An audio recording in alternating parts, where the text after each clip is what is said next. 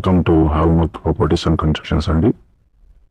మీ ముందుకు ఒక మంచి లగ్జరీ ఇండిపెండెంట్ హౌస్ అనేది ఒక ప్రైమ్ లొకేషన్లో తీసుకొచ్చానండి.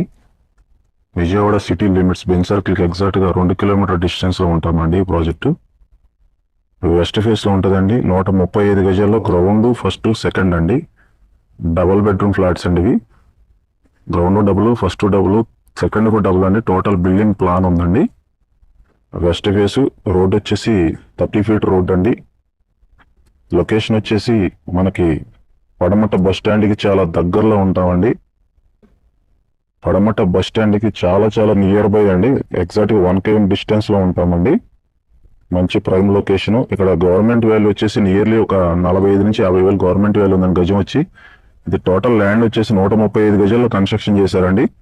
కొలతలు వచ్చేసి మీకు 27x48 అట్లా కొలత వస్తుందండి.